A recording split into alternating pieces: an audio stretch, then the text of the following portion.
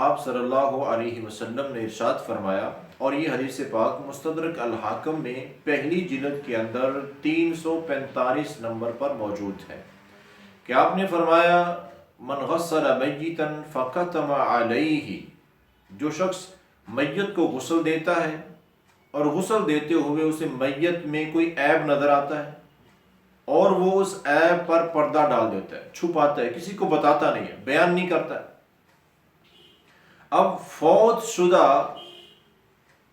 مسلمان پر، اس کے عیب پر پردہ ڈالنے والا اللہ کے ہاں اتنا پسندیدہ ہے اور اتنا یہ بڑا عمل ہے، اتنا اچھا عمل ہے کہ آپ نے فرمایا کہ غفر لہ 40 مرۃ۔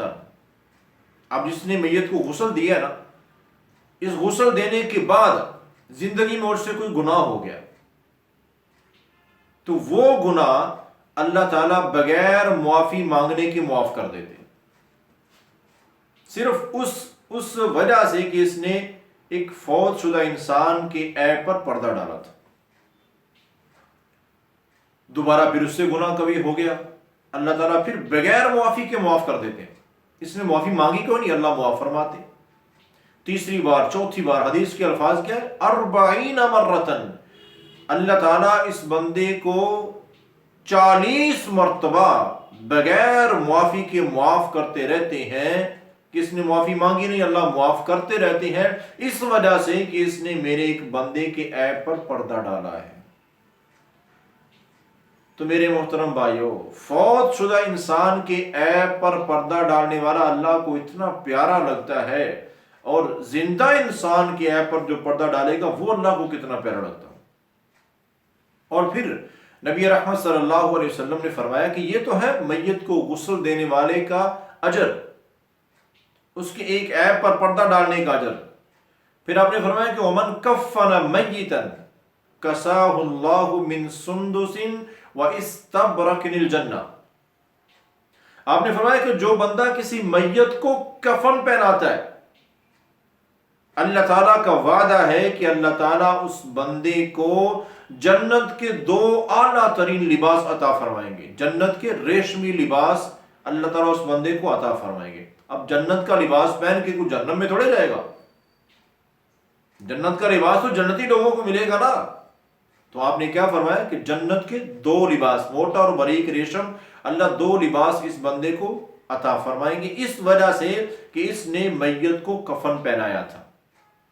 مطلب کیا، کوئی شخص فوت ہو جاتا ہے تو ہم اپنی جیب سے اپنا مال خرچ کر کے اس کے لیے کفن خریدیں اور ان کے گھر پہنچا دیں یا میت کو پہنا دیں، تو یہ اجر ہم بآسانی، اب یہاں کتنا خرچہ ہوتا ہے، بآسانی ہم یہ چیزیں، یہ اجر حاصل کر سکتے ہیں۔ اور اس کے بعد نبی کریم صلی اللہ علیہ وسلم کا فرمان سنیے، آپ نے فرمایا کہ ومن حفر لمیت قبرا فاجنہ فیہ، اور جو شخص میت کے لیے قبر بناتا ہے، خود قبر بناتا ہے اور پھر میت کو اس میں دفناتا ہے، دفن کرتا ہے،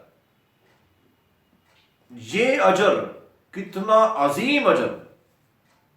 اور یہاں پر تو دیکھیں اللہ تعالیٰ کی ذات کتنی قدردان ذات ہے، کہ چھوٹا سا عمل ہم کرتے ہیں، تھوڑی سی محنت اس پہ لگتی ہے، تھوڑا سا پیسہ لگتا ہے اور اتنا اجر۔ اب یہ حدیث کے الفاظ ہیں، اجری لہ من الاجر کاجر مسکن اسکنہ الی یوم القیامہ، کہ اس کے لیے ایسا اجر اللہ جاری کرتے ہیں کہ جو کبھی ختم ہونے والا ہی نہیں ہے۔ اس نے قبر بنا کے میت کو تو دفن کر دیا، لیکن اللہ تعالیٰ کی طرف سے جو اجر ملا وہ کیسا، بالکل ایسے ہی جیسے کسی شخص نے ایک بہترین گھر بنایا اور گھر بنا کے اس نے وقف کر دیا کہ قیامت تک اس گھر میں غریب لوگ، مسکین لوگ رہتے رہیں۔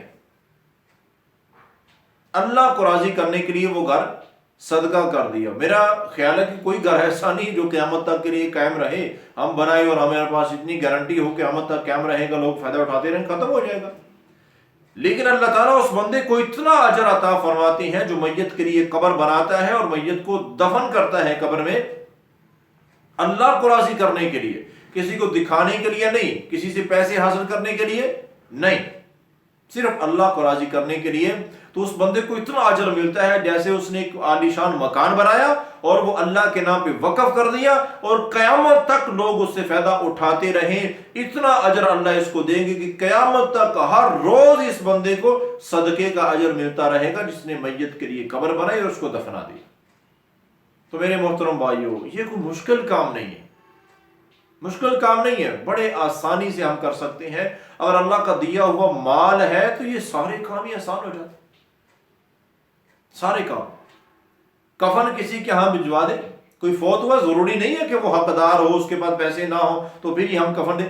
کوئی بھی شخص فوت ہوا ہے، کوئی مرد کو عورت فوت ہوا ہے تو کفن خریدے اور کسی کو پتہ ہی نہ چلے، کسی بچے کے ہاتھ، کسی انجان کے ہاتھ ان کے گھر میں پہنچا دیں. یہ اس میت کے لیے کفن ہے. بھئی نیکی تو اللہ سے لینی ہے نا، گھر والوں سے تھوڑے لینی ہے. تو اللہ تعالیٰ تو دیکھ رہے ہیں کہ کون بندہ کس نیت سے کیا کام کر رہا ہے. تو یہ وہ کام ہے. مثال کے طور پر پیسہ اللہ کا دیا ہوا مال ہے تو جو لوگ قبر بناتے ہیں ان کی ساری مزدوری اپنے ذمہ لے لیں. بھی یہ جو شخص فوت ہوا ہے اس کے لیے قبر بنانی ہے، پیسے میں دوں گا. اگر خود لگ سکتے ہیں تو خود محنت کریں، قبر بنائیں. ورنہ یہ بھی طریقہ ہے کہ قبریں بنوا دیا کریں. لوگوں کے لیے آسانیاں پیدا کرنا یہ اللہ تعالیٰ کے ہاں بڑا پسندیدہ عمل ہے.